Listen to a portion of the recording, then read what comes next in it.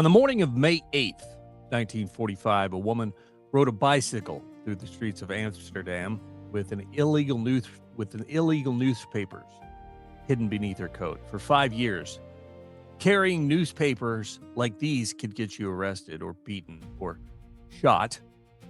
That morning, people were grabbing them from her hands before she could even stop the bicycle, because after years of whispers, rumors, hidden radios, and midnight knocks at the door, the war in Europe was over.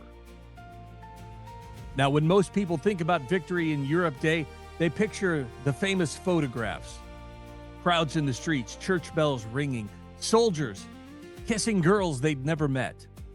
And somewhere, above it all, the names history remembers: Churchill, Eisenhower, Patton.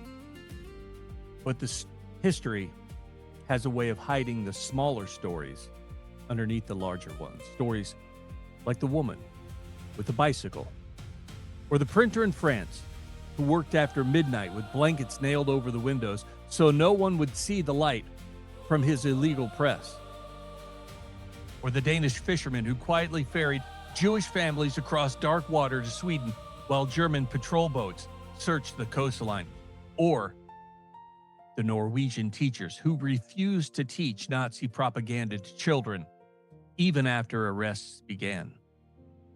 None of these people commanded armies. Most never fired a shot. But they did something authoritarian governments always fear.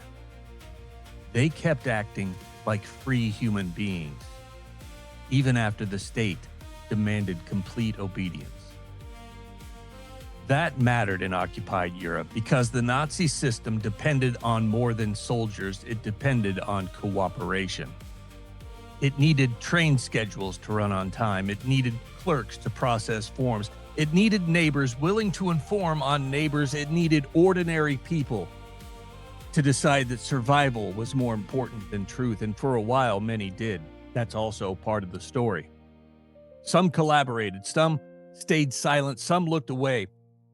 Fear has always been pervasive and persuasive.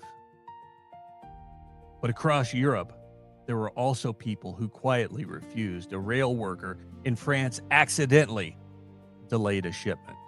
A family in Poland hid forbidden books underneath floorboards. Children carried messages through occupied streets because soldiers paid less attention to children.